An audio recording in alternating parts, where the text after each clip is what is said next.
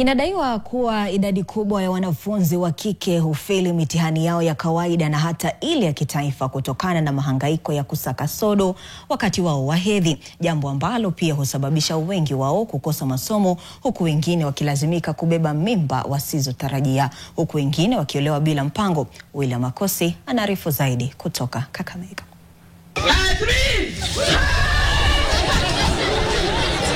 Ni kauli ya viongozi na washikadau wa elimu kaunti ya Vihiga ambao wanasema sodo ni bidhaa muhimu kwa mtoto msichana, haswa kwa wale ambao wanaendelea na mitihani yao ya kitaifa ya mwaka huu.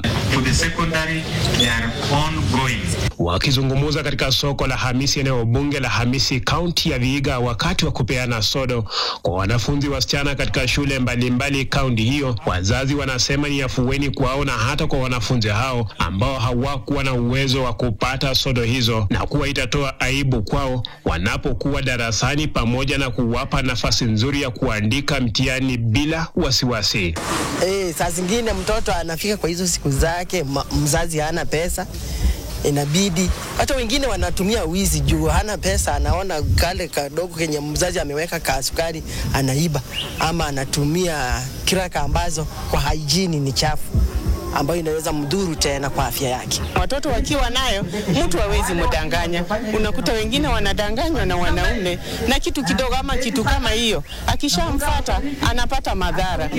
Tumepitia mashida mingi sana, hata kwa masomo tunakosa vitu za kutumia. Mbunge wa kaunti ya Vihiga Beatrice Adakala kwa upande wake anasema ni jukumu lao kama viongozi kuhakikisha mtoto msichana analindwa, akitoa onyo kwa wanaume wanaolenga wasichana hao walio na haja ya sodo wakati wa siku zao za hedhi, wakitumia fursa hiyo kuwaharibia masomo na maisha yao ya usoni kwa kuwatia mimba za utotoni. Watoto wetu wasichana wakifanya mtihani wanapata tabu, unakuta tu hiyo tu hali ya kiusichana ifanye msichana anakuwa na wasiwasi, anakuwa stressed up. My children have really suffered without the sanitary towels, and this has caused a lot of absenteeism in school.